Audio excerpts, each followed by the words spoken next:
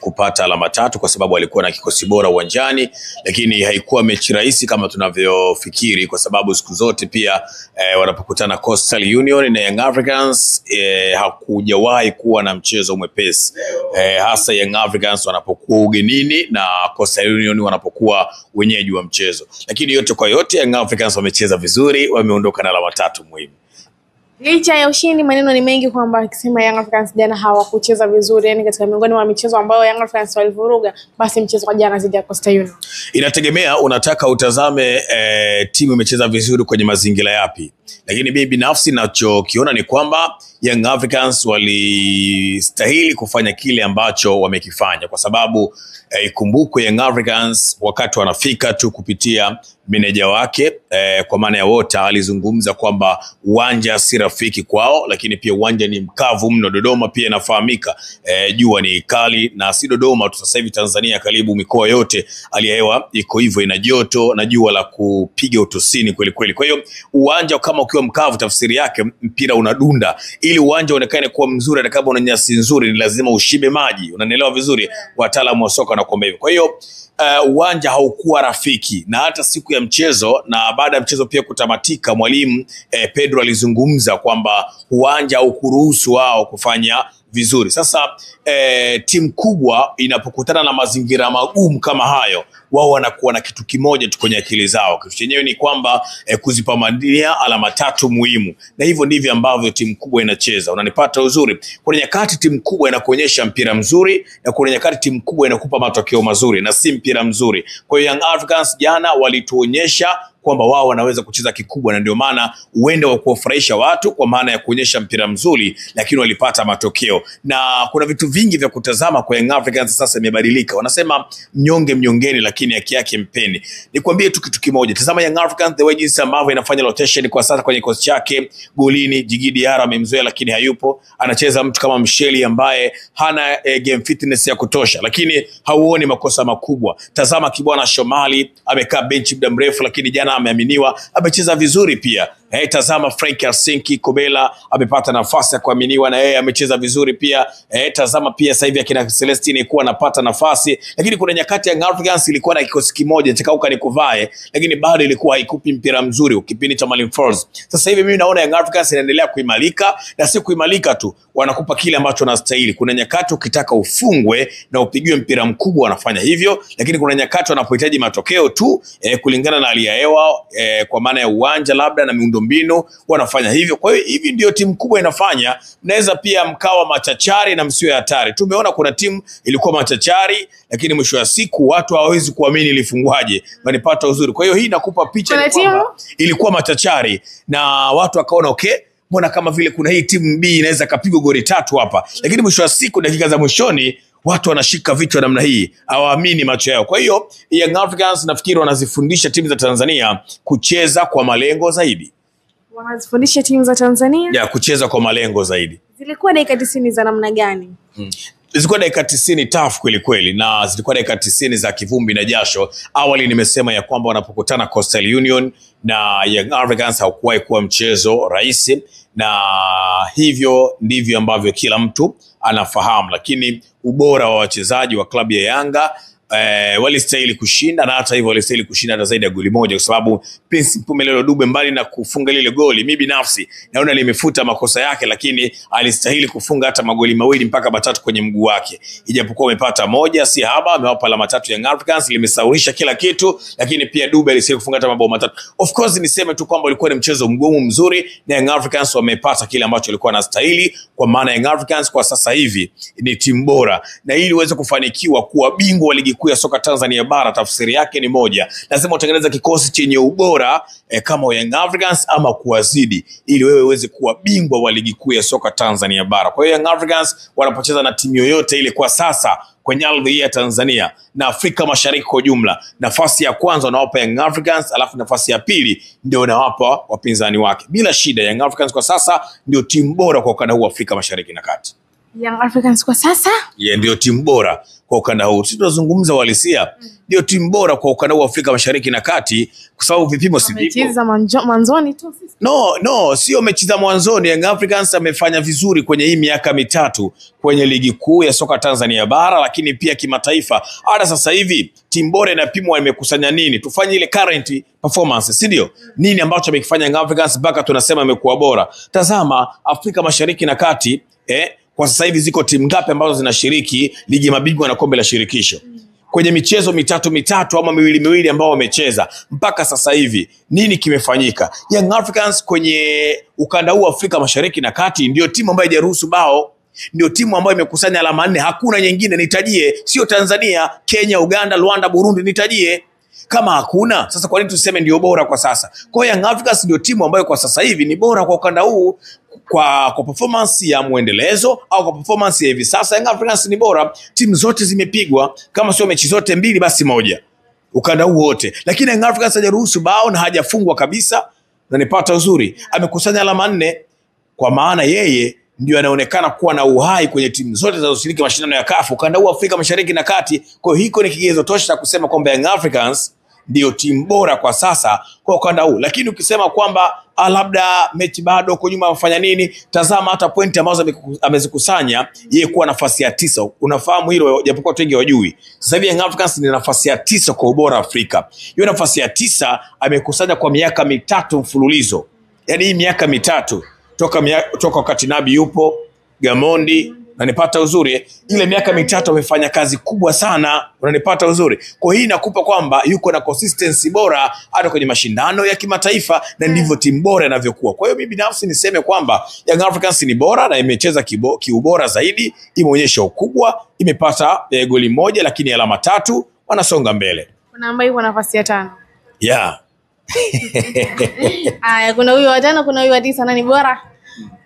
Kwenye ukanda turejee kwa kocha Pedro wa Young Africans. Kipindi anaanza kazi, baadhi ya wachambuzi maneno yalikuwa ni mengi, wengine wakimuita Lena kwa sababu ni alikuwa anafundisha timu za taifa, aje kufundisha timu za ligi kuu. Kwa mara ya kwanza ndani ya Young Africans anafundisha timu za ligi kuu. Umemwonaje kocha Pedro Gonçalves, pengine asaifikisha Young Africans katika nchi ya ahadi? Binafsi nilikuwa mtu wa kwanza kuamini kwamba Young Africans imepata kocha mzuri. Sikumbuki nilifanywa interview na media gani, lakini nakumbuka nilishawahi kulizungumza hili kwamba Young Africans wamepata kocha mzuri kwa sababu zifuatazo.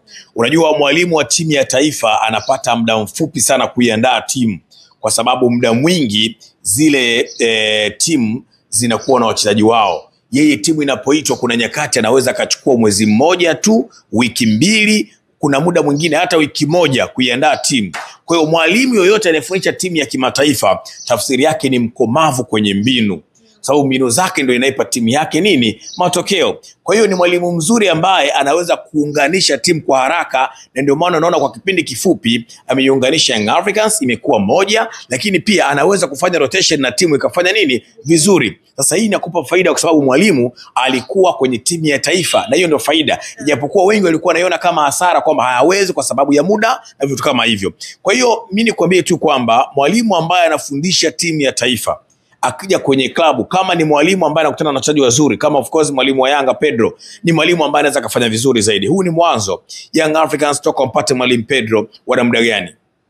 Muda mchache sana, lakini nitazama namna ambavyo timu ibadilika. Labda tuwe mchawi ushinde kuongea ukweli, lakini kiuhalisia Yanga mwalimu Pedro imebadilika. Tofautisha na Yanga ile ya mwalimu Falls ni vitu viwili tofauti. Kwa hiyo hii inakupa picha kwamba mwalimu Pedro kama ataendelea kuaminiwa, Yanga atampa ushirikiano mkubwa. Ni mwalimu ambaye huenda ataifikisha Yanga nchi ya ahadi tena kwa haraka zaidi. Na nikwambie tu kitu kimoja, kwa haraka zaidi, kwa sababu mimi binafsi ninachokiona, kama mwalimu Pedro ataaminiwa na atapewa muda, Yanga itabadilika tofauti na hivyo ambavyo tunaiona, na kutakuwa na faida moja kubwa sana ndani ya Young Africans, na huenda Young Africans ikawa bora kuliko Yanga zote ambazo tumeiona. Mwalimu Pedro ana kitu kuliko Gamondi na kuliko mwalimu Nabi. Kama unabisha, mtazame Gamondi sasa hivi. Young Africans walimwacha kwa sababu walikuwa wanajua Gamondi ni mwalimu mzuri, lakini Gamondi ukimuwini kwenye mbinu moja hawezi kubadilika. Gamondi timu ya taifa sisi tulifungwa wakati tunaongoza mabao 2, unakumbuka vizuri. Gamondi alishiwa mbinu, watu wakatotea, mwisho siku yametokea iliyotokea. Hivi mfano TRA kwa maana ya Tabora wanamjua vizuri, wakikutana naye wanampiga. Kwa hiyo ni mwalimu ambaye mbinu zake ukiziwini imemaliza. Nipata uzuri na Singida. Yes. Sasa mwisho wa siku ndio maana nakwambia unapokutana na mwalimu kama Pedro ametoka kwenye timu ya taifa, ni mkomavu na ni mzuri kwenye mbinu, watu watapata tabu sana. Huo ndio ukweli. Tuje upande wa pili wa wekundu wa Msimbazi, Simba. Jana wamepoteza dhidi Azam FC. Maneno ni mengi kwa baadhi ya mashabiki ambao wakilalamika kwamba kuna wengine walidai kwamba Matola aondoke. Shida ilikuwa ni wapi jana Simba kupoteza? Ni kweli Matola kuna namna pengine kuna baadhi ya wachezaji ilibidi anzishe? Bwana, kumpa Matola klabu ya Simba ni kumtafutia lawama zisizokuwa na msingi wowote ule. Suleiman Matola ni kocha mzuri, lakini kwa Simba Suleiman Matola mimi binafsi naona hatoshi. La sivyo wataendelea tu kumpa lawama za kutosha. Suleiman Matola nafikiri anastahili kuwa kwenye timu kubwa kama hizi, kuwa msaidizi wa mtu na sio yeye ndo awe top kwenye hiyo timu. Na kumtafutia lawama ambazo mwisho wa siku itakuwa ni changamoto kubwa kwa upande wake, kwa sababu Simba kwa sasa ina pressure kubwa sana. Na changamoto pia nyingine ya Simba si Matola. Changamoto nyingine ya Simba pia ni uongozi wao, namna ambavyo wanaendesha mambo yao. Hiyo imekuwa changamoto kweli kweli. Nyuma ya panzia Simba kuna mambo mengi mno ambayo inagharimu ile klabu. Wasipo yaweka sawa haya mapema, huenda wakatengeneza anguko kubwa zaidi ya ile ambalo tunaliona kwa sasa. Kwa hiyo yote kwa yote mimi niseme tu kwamba ni swala la muda, lakini Matola kama ni mbuzi wa kafara. Lakini changamoto pia nyingine kubwa ni kwa uongozi wa klabu ya Simba. Ijapokuwa Matola pia na yeye afai kuiongoza Simba hasa kwenye michezo mikubwa. Kama unabisha tupo hapa, nafikiri utakuja kupata. Kocha Fadu pia ndio kwa mara ya kwanza alikuwa ni kocha ambaye anakuja kama kocha mkuu ndani ya wekundu wa Msimbazi na akaweza kuwafikisha finali. Kwa nini Matola isiwe hivyo? Fadu ametoka kwenye taifa lipi na amefundisha timu zipi? Ametoka Afrika Kusini. Mpira wa Tanzania na Afrika Kusini unafanana? Wametuacha mbali sana. Kuna nyakati pia tuheshimu ranking za mataifa mengine kwenye football. Amekuja hapa akiwa na experience kubwa sana. Ametoka pia, ikumbukwe Uarabuni alikwenda, akaenda pale South Africa, wakati alipita diraja, si ndio? Akiwa kama kocha msaidizi. Niambie, Matola amezunguka wapi na wapi? Matola amefundisha timu gani nyingine atana na Lipuli nje ya ardhi ya Tanzania kwa ajili ya experience kubwa? Timu ambazo zinajulikana. Unanipata uzuri? Kwa hiyo tunaposema tubahatishi, experience pia ina umuhimu wake kwenye hivi vitu. Ndio maana Fadu haikuwa ngumu, kwa sababu alizunguka kwenye mataifa makubwa ya mpira na amepata vitu vingi ambavyo amekuja amevionyesha, imewapa Simba manufaa makubwa. Mimi naamini Fadu na Matola kwa kufananisha ni kitu kimoja cha ovyo kweli kweli. Budo Joshua Mutale RS Berkane dhidi ya Simba Sports Club na mechi mbili za nyuma. Gari lilionekana kwamba kuwaka kwa Joshua Budo Mutale na wengi wakisema kwamba kama kazaliwa mpya. Vile vile na Elia Mpanzo ambaye mwaka jana wa Simba wengi walikuwa wanamuimba. Ni nini kimewakumba katika msimu huu? Budo. Okay. Mbona umecheka? Binafsi Kibisawala ni mzuri pia kwenye create content. Ni content creator mzuri sana. Anapoweza kucheza, ni dancer mzuri, anafanya mapiano nzuri. Lakini kwa nini ya mapiano na sisi tupo kwenye ball? Si vitu ambavyo anafanya. Kwani wewe hujai kuona zile clip zake akiwa anajirekodi ya mapiano? Kujifurahisha tu. Sasa ndio maana tunaanza kuelezea huko kwamba kuna vitu anavimudu vizuri. Vya nje. Tumeanza vile vya nje ambavyo anavimudu vizuri, lakini tukija kwenye mpira, yani mimi naweza nikasema tu kitu kimoja ambacho kama utakuwa unanielewa kinaweza vikabeba vitu vyote hivi ambavyo tunavizungumza hapa, kwamba Budo ni machachari lakini si hatari. Yes. Yani binafsi ninachokiona kwa Joshua Mutale ni machachari na si hatari. Ndio maana hata zile clip zake za mapiano anacheza sana, yani kuonyesha kwamba ni machachari lakini si hatari. Ndio maana anakwenda ni kwamba ni machachari lakini si hatari. Ndio maana hata uwanjani anakwenda nyingi maajabu sifuri. Yes, mimi nafikiri ngifika kwenye goli aone ile kama ni goli. Hapana, goli anaona lakini ni machachari tu lakini si hatari. Huo ndio ukweli. Yani inabaki tu kwa kwamba kuna wachezaji ni machachari na kuna wachezaji ni hatari. Mnanipata uzuri? Yes, wachezaji wengi mno ni machachari lakini si hatari. Budo si kama akina tuataje? Nani? Skudu. Kama Skudu Maharasi Makudubela, mengi mbwembwe, hata kina Yanga nao naye.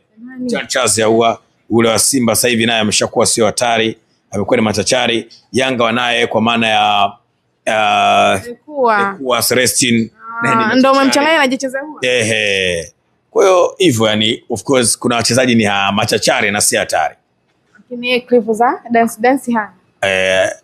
Of course mimi nafikiri Simba wakae vizuri na mchezaji wao. Ile energy ambayo anawekeza sana kwenye kudance kule, kucheza mapiano, angewekeza uwanjani wangenufaika zaidi, kwa sababu Simba amemsajili ili aje acheze mpira. Labda anatofautisha kucheza, anafikiri amesajiliwa kuja kucheza mapiano. Naona anaambukiza ndio kina Rusheni wa kina Neomaema. Sasa hivyo wanapoteza. Simuona wachezaji wote siku hizi nao wamekuwa wazuri kwenye kucheza. Kwa hiyo mwisho wa siku ndio changamoto hiyo. Of course turejee kwenye point yako ya msingi, ni kwamba tu Budo ni mchezaji mzuri sana, lakini si katili kwenye lango. Ni mchezaji machachari, anarejea tena, lakini si hatari. Yes. Jana Azam FC ubora ulikuwa wapi kuweza kuondoka na alama 3 dhidi ya Simba Sports Club, ambao dakika za mwanzoni Simba walitengeneza nafasi nyingi, sema tu walishindwa kuzitumia. Binafsi naona mwalimu wa klabu ya Azam FC wana lamba wao mikati ya jiji matajiri kule Chamazi, kwa maana ya Florent Ibenge alikuwa bora sana, na mimi ndio naweza nikasema ni kama man of the match kwa mchezo husika, kwa sababu aliweza kuwasoma. Man of the match ni mwalimu wa klabu ya Azam FC. Ungekuwa mgaji wa tuzo zile jana ungeondoka. Yes, ningempatia, na ingekuwa inaruhusiwa. Jana kocha wa Azam ndio alitakiwa kuondoka na ile tuzo ya man of the match. Ni mchezaji bora kwa sababu yeye ndio alisoma mchezo, kwa sababu Simba walikuwa na mapungufu. Wakati tunatazama mpira kipindi cha kwanza, Simba walikuwa wanashambulia sana, alafu walikuwa na namba ndogo wakati wao wanaposhambuliwa kwenye kurejea. Sasa kwa mwalimu ambaye anajua mpira, kile kilikuwa ni kitu kikubwa sana, na ndio maana uliona mwalimu alichokifanya, akaona okay, kuna haja ya kuongeza nguvu kwenye eneo la nini la kushambulia. Alisoma madhaifu ya Simba, na ndicho ambacho kimekwenda kutokea. Dakika 90 Azam wakaibuka na ushindi wa mabao mawili. Kwa hiyo mwalimu alikuwa bora kuwasoma Simba, lakini alikuwa bora kufikiria sasa baada ya kuwasoma nini kifanyike ili kwenda kumaliza mchezo. Na akaona kweli Simba wanaposhambulia wanakwenda kwa namba kubwa, lakini wanaporudi kuzuia walikuwa wanarudi kwa namba ndogo. Sasa na hilo pia liliwagharimu dhidi ya Stade Malien. Yes, na hiki ndicho ambacho pia Simba kiliwagharimu dhidi ya Stade Malien. Mimi nikwambie Stade Malien wangekuwa wako very serious, walikuwa wanafunga Simba bao 5 ujue. Hii serious nakwambia, japokuwa watu wapendage lakini serious tuongee ukweli. Stade Malien wangekuwa wako serious, wangewafunga Simba bao 5. Sababu Simba siku ile walikuwa wanakatika ovyo kabisa. Walikuwa wanakwenda wengi wanarudi wachache, lakini Stade Malien nao wamekuwa kama vile timu tu ya kawaida, imekuwa tu timu ndogo. Lakini Simba alisema hata kufunga goli 5, ndio hicho ambacho alikifanya kwa Azam. Azam kipindi cha kwanza hawakuligundua, labda kipindi cha pili mwalimu akachanga vyema karata zake, wakaibuka na ushindi mzuri, mabao mawili si haba, tena unamfunga nani Simba. Ushindi mzuri kwao, ndio maana walifurahi Azam kama vile amechukua kombe. Shukrani sana. Mimi nikushukuru sana.